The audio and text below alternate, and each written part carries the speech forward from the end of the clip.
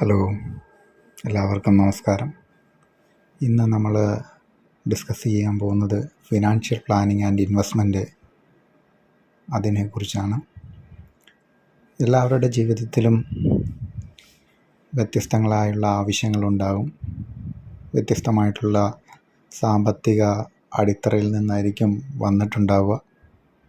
സമൂഹത്തിൽ എല്ലാവരും ഒരേപോലെയല്ല. ചില ആളുകൾക്ക് നല്ല സോഷ്യൽ സ്റ്റാറ്റസ് ഉണ്ടാകാം, സാമ്പത്തികമുണ്ടാകാം. മറ്റു ചിലർക്ക് സോഷ്യൽ സ്റ്റാറ്റസ് ഉണ്ടാകാം, എന്നാൽ സാമ്പത്തിക ഭദ്രത അത്രത്തോളം ഉണ്ടാകില്ല. എങ്ങനെയൊക്കെയാണ് ഒരു നല്ല ഫിനാൻഷ്യൽ ഭദ്രത അല്ലെങ്കിൽ സാമ്പത്തിക ഭദ്രത നമ്മുടെ എത്തിച്ചേരുക, അല്ല അതിനു വേണ്ടിയിട്ട് എന്തൊക്കെ കാര്യങ്ങൾ നമ്മൾ ശ്രദ്ധിക്കണം, എവിടെ നിന്ന് തുടങ്ങണം എന്നതിനെക്കുറിച്ചെല്ലാമാണ് ഇന്ന് നമ്മൾ ഈ വീഡിയോയിൽ ഇന്ന് ചെയ്യുന്നത്.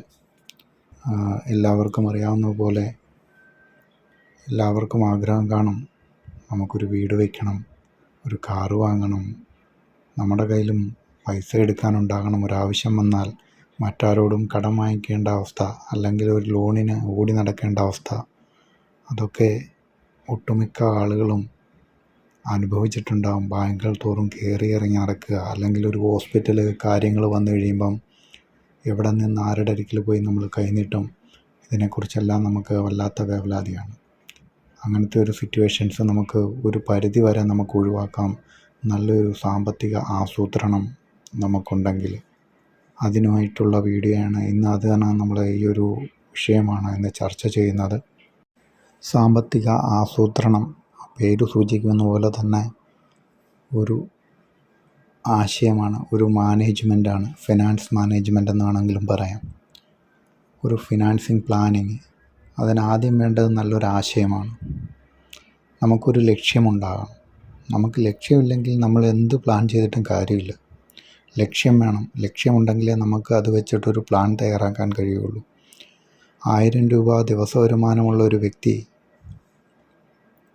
1200 രൂപ ചിലവാക്കുകയാണെങ്കിൽ ഒരു ദിവസം, ആൾക്ക് ഫിനാൻസിങ് മാനേജ്മെൻറ്റ് അല്ലെങ്കിൽ ഒരു ഫിനാൻസ് പ്ലാനിങ് ഉണ്ടെന്ന് നമുക്ക് പറയാൻ സാധിക്കില്ല. കാരണം 100 കിട്ടുന്നിടത്ത് 120 ചിലവാക്കാൻ പോയാൽ അധികം താമസിക്കാതെ നമ്മൾ വലിയൊരു കടക്കാരനായി മാറും. ആ ഒരു സിറ്റുവേഷൻ ഒഴിവാക്കാനാണ് ഫിനാൻസ് പ്ലാനിങ് കൊണ്ട് ഉദ്ദേശിക്കുന്നത്. നമുക്കൊരു ലക്ഷ്യം വേണം. ആ ലക്ഷ്യത്തിലേക്ക് എത്താനുള്ള വഴി അല്ലെങ്കിൽ ഒരു റൂട്ട് മാപ്പാണ് ഫിനാൻസ് പ്ലാനിങ്. നമ്മൾ ഒരു ആശയമുണ്ട്, നമുക്ക് ആശയം അത് നമുക്ക് ലക്ഷ്യമാക്കുന്നു. ആ ലക്ഷ്യത്തിലേക്ക് നമ്മളിപ്പോൾ എവിടെയാണോ നിൽക്കുന്നത് അവിടെ നിന്ന് സ്റ്റെപ്പ് ബൈ സ്റ്റെപ്പായിട്ട് നമ്മൾ നമ്മുടെ ലക്ഷ്യത്തിലേക്ക് എത്തുക. അതിനു വേണ്ടിയുള്ള കാര്യമാണ് നമ്മൾ ഇപ്പോൾ ഇവിടെ ഡിസ്കസ് ചെയ്യാൻ പോകുന്നത്. ഇപ്പം നമ്മുടെ കയ്യിൽ കുറച്ച് പണമുണ്ട്. ആ പണം നമ്മൾ എന്ത് ചെയ്യും? കുറേ ഹോട്ടലുകളിൽ ചിലവാക്കാം, അല്ലെങ്കിൽ ആഘോഷത്തിൽ പൊടിച്ചു കളയാം. അതുമല്ലെങ്കിൽ വെറുതെ കൊണ്ടുപോയി വീട്ടിൽ വയ്ക്കാം, അല്ലെങ്കിൽ വേണ്ട കൊണ്ടുപോയി ബാങ്കിലിടാം. കഴിഞ്ഞു. അതല്ല നമുക്ക് വേണ്ടത്. നമുക്കൊരു വീട് വയ്ക്കണം എന്നങ്ങ് സങ്കല്പിക്കുക. ഒരു 5 വർഷം കഴിയുമ്പോൾ നമുക്കൊരു വീട് വയ്ക്കണം. അപ്പോൾ നമ്മൾ എന്ത് ചെയ്യും? നമ്മൾ ആദ്യം നമുക്ക് കിട്ടുന്ന ശമ്പളം അല്ലെങ്കിൽ നമുക്കുള്ള വരുമാനം എത്രയാണ്, ഇന്നടത്തുനിന്ന് ഇന്ന സ്രോതസ്സിൽ നിന്ന് നമുക്ക് ഇത്ര വരുമാനം കിട്ടാനുണ്ട്, ആ വരുമാനങ്ങൾ ഏതെല്ലാമാണ് അത് നമ്മൾ എഴുതി വയ്ക്കുക. നമ്മുടെ വരുമാനം എത്രയാണ്.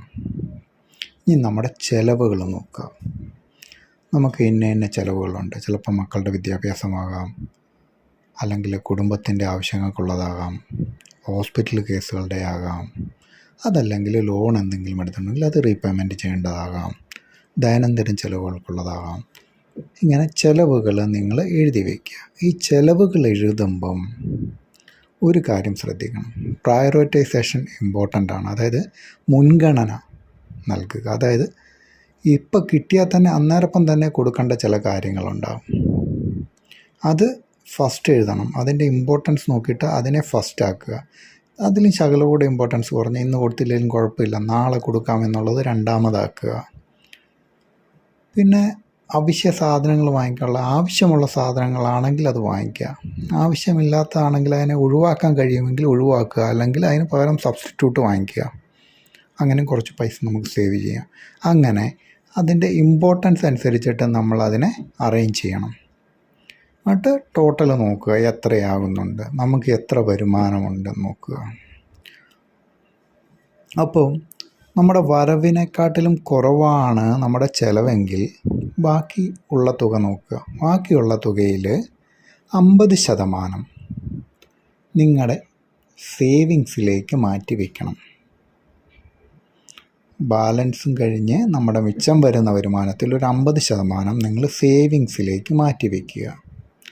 ബാക്കി 50% ഉണ്ട്, അത് എമർജൻസി ഫണ്ടിലേക്ക് മാറ്റി വയ്ക്കണം. ഇങ്ങനെ രണ്ടായിട്ട് നിങ്ങൾ മാറ്റി വയ്ക്കുക. തുടക്കത്തിൽ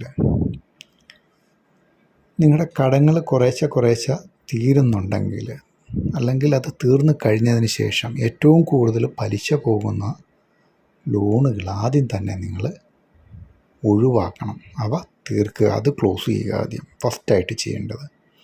അതിനുശേഷം അതിൽ കുറഞ്ഞിട്ടുള്ളത് ഒഴിവാക്കുക. അതും ഇതുപോലെ പ്രയോറിറ്റൈസേഷൻ ചെയ്തിട്ട് നമ്മൾ ഈ ക്ലോസ് ചെയ്യാനുള്ള ലോണുകളൊക്കെ ക്ലോസ് ചെയ്യാം.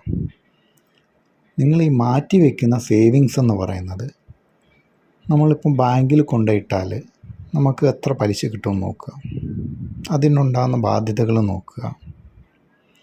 അതോടൊപ്പം തന്നെ നമ്മൾ ഇൻവെസ്റ്റ്മെൻറ്റ്, ആ സേവിങ്സിൽ നമ്മൾ ഇൻവെസ്റ്റ്മെൻറ്റിലേക്ക് കൺവേർട്ട് ചെയ്യുകയാണെങ്കിൽ ഒന്നെങ്കിൽ സ്റ്റോക്ക് വാങ്ങിക്കാൻ ഉപയോഗിക്കുക, അല്ലെങ്കിൽ ഷെയർ മാർക്കറ്റിൽ ഇൻവെസ്റ്റ് ചെയ്യുക, സ്റ്റോക്കിലോ ഇക്വിറ്റിയിലോ.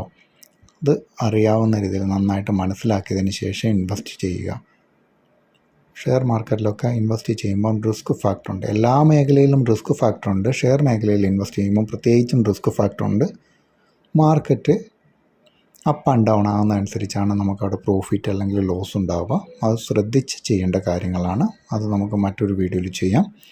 അതുപോലെ തന്നെ നമ്മൾ പ്രോപ്പർട്ടി അല്ലെങ്കിൽ ലാൻഡിൽ ഇൻവെസ്റ്റ് ചെയ്യുക, അതൊക്കെ ഒരു ലോങ് ടൈം ഇൻവെസ്റ്റ്മെൻറ്റാണ്. ലാൻഡിലൊക്കെ ഇൻവെസ്റ്റ് ചെയ്യുക എന്ന് പറഞ്ഞു കഴിഞ്ഞാൽ അതിൽ നല്ല വരുമാനം നമുക്ക് ഫ്യൂച്ചറിൽ കിട്ടും. ഒരിക്കലും നമ്മൾ ലാൻഡിൽ ഇൻവെസ്റ്റ് ചെയ്ത് നഷ്ടം വന്നിട്ടുള്ള ആളുകളില്ല. ആ ലാൻഡിൽ ഇൻവെസ്റ്റ് ചെയ്യുമ്പോൾ പ്രത്യേകിച്ച് അതിൻ്റെ ആധാര കാര്യങ്ങളൊക്കെ നോക്കിക്കണ്ട് വേണം വാങ്ങിക്കാനായിട്ട്. ഇല്ലെങ്കിൽ ലാൻഡിൽ ഇൻവെസ്റ്റ് ചെയ്തു നഷ്ടം വന്നു എന്ന് പറഞ്ഞ കാര്യമില്ല. ലാൻഡിൽ നോക്കിക്കണ്ട് ഇൻവെസ്റ്റ് ചെയ്യുക, ലാൻഡ് ഒരിക്കലും നഷ്ടം വരില്ല. അതുപോലെ ഓർണമെൻറ്റ്സ് വാങ്ങിക്കുമ്പോൾ നിങ്ങൾക്ക് ഇൻവെസ്റ്റ്മെൻറ്റായിട്ട് സൂക്ഷിക്കാനാണെങ്കിൽ ഓർണമെൻറ്റ്സിന് പകരം അതിൻ്റെ റോ മെറ്റീരിയൽ വാങ്ങിക്കണം. അതായത് ഗോൾഡ് 24 ക്യാരറ്റാക്കി വാങ്ങിച്ചു വയ്ക്കുകയാണ് അത് ബെറ്റർ. ഓർണമെൻറ്റ്സ് വാങ്ങിക്കാൻ പോയി കഴിഞ്ഞാൽ പണിക്കൂലിയായി അതിൻ്റെ ടാക്സ് കാര്യങ്ങളൊക്കെ വരുമ്പോൾ അത് ഒരുപാട് ചിലവുകളാവും. അങ്ങനെ മാറ്റി വയ്ക്കുക. അടുത്ത കാര്യം എന്ന് പറഞ്ഞാൽ എമർജൻസി ഫണ്ടിൻ്റെ കാര്യമാണ് പറഞ്ഞത്. എമർജൻസി ഫണ്ട് നമുക്ക് അത്യാവശ്യമാണ്. നമുക്കെപ്പോഴും പ്രതീക്ഷിക്കാൻ പറ്റില്ല. നമുക്ക് നാളെ ഒരു കാര്യം വരും അല്ലെങ്കിൽ ഇന്നൊരു കാര്യം വരും എന്നൊന്നും നമുക്ക് പ്രതീക്ഷിച്ച് വെച്ചുകൊണ്ടിരിക്കാൻ പറ്റില്ല. അപ്പോൾ അതിന് വേണ്ടിയിട്ട് ഇന്നേ നമ്മളൊരു കുറച്ച് ഫണ്ട് മാറ്റി വയ്ക്കുകയാണെങ്കിൽ നമുക്കൊരു അടിയന്തര ഘട്ടം വരുമ്പോൾ നമുക്ക് ആ ഫണ്ടിൽ നിന്ന് എടുത്ത് ഉപയോഗിക്കാം. അപ്പോൾ മറ്റൊരു ഇൻകം സോഴ്സ് തപ്പി നമുക്ക് പോകണ്ട, അല്ല മറ്റൊരാളുടെ മുന്നിൽ പോയി കൈ നീട്ടാൻ നിൽക്കണ്ട. അതുകൊണ്ട് നമുക്കൊരു എമർജൻസി ഫണ്ട് അത്യാവശ്യമാണ്. നമ്മൾ പറഞ്ഞു വന്നത് ഫിനാൻഷ്യൽ ഗോളാണ്. അതായത് നമുക്കൊരു ലക്ഷ്യമുണ്ടാകണം. 5 വർഷം അല്ലെങ്കിൽ 10 വർഷം കഴിയുമ്പോൾ നമുക്ക് ഇന്നതാകണം, എനിക്കല്ലെങ്കിൽ റിട്ടയർമെൻറ്റ് ലൈഫ് ഇന്ന രീതിയിലാകണം, അതിനനുസരിച്ചുള്ള കാര്യങ്ങൾ ചെയ്യണം. അപ്പോൾ അതെന്തൊക്കെ കാര്യങ്ങളാണ് നമ്മൾ ചെയ്യേണ്ടത്? ഒന്നെങ്കിൽ ഏതെങ്കിലും നല്ലൊരു ഇൻഷുറൻസ് എടുക്കുക, പെൻഷൻ ഇൻവെസ്റ്റ്മെൻറ്റിന് വേണ്ടിയുള്ള റിട്ടയർമെൻറ്റിന് വേണ്ടിയിട്ടുള്ള ഇൻഷുറൻസുകൾ എടുക്കുക. അതല്ലെങ്കിൽ ഏതെങ്കിലും ഇൻവെസ്റ്റ്മെൻറ്റ് നടത്തുക. എന്തിലും ആയിക്കോട്ടെ, ഈ പറഞ്ഞതുപോലെ ലാൻഡിലാകാം, ഷെയറിലാകാം, അല്ലെങ്കിൽ മറ്റെന്തെങ്കിലും ആകാം. നമ്മൾ അങ്ങനെ നല്ലൊരു ഇൻവെസ്റ്റ്മെൻറ്റ് കിട്ടുക, നമുക്ക് റിട്ടേൺ കിട്ടുന്ന ഇൻവെസ്റ്റ്മെൻറ്റ്. നമുക്ക് പ്രോഫിറ്റ് വേണം, വെറുതെ കൊണ്ട് പൈസ ഇട്ടിട്ട് കാര്യമില്ല. നമുക്ക് ഇപ്പോൾ 1 രൂപയുള്ളെങ്കിൽ ആ 1 രൂപയ്ക്ക് ഒരു 10 പൈസ പലിശ കിട്ടിയാൽ നമുക്കത് പ്രോഫിറ്റാണ്. അങ്ങനെ ചെയ്യുക. അപ്പോൾ അതിന് കൃത്യമായിട്ട് വേണ്ട, നമ്മൾ ആദ്യം വേണ്ടത് എന്താണ്? വരവ് ചെലവുകൾ സെപ്പറേറ്റ് എഴുതി വയ്ക്കണം. അതിൽ ചിലവുകളിൽ ഏറ്റവും ഇമ്പോർട്ടൻ്റ് ആയിട്ടുള്ളവ ആദ്യം വരണം.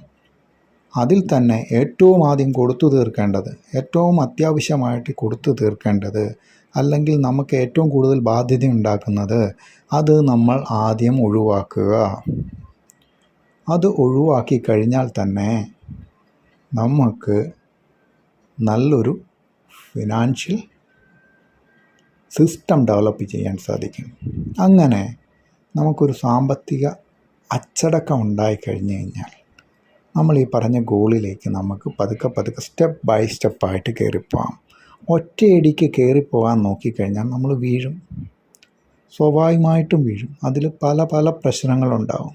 എല്ലാം ആലോചിച്ച് കൃത്യമായ ഒരു തയ്യാറെടുപ്പോട് കൂടിയിട്ട് മുന്നോട്ട് പോയി കഴിഞ്ഞ് കഴിഞ്ഞാൽ നിങ്ങൾക്ക് വീടല്ല, കാറല്ല, എന്ത് വേണമെങ്കിലും നിങ്ങൾക്ക് വാങ്ങിക്കാം. നിങ്ങൾക്ക് അതിനൊരു നല്ലൊരു വരുമാന സ്രോതസ്സുണ്ടാകണം. വരുമാന സ്രോതസ്സുണ്ടാകണമെങ്കിൽ നമ്മൾ റിസ്ക് എടുക്കണം. റിസ്ക് എന്ന് പറയുന്ന ഫാക്ടർ ജീവിതത്തിൽ എല്ലായിടത്തുമുണ്ട്. അത് നമ്മൾ എടുക്കണം, അതിനെ മറികടക്കണം, ശ്രമിക്കണം.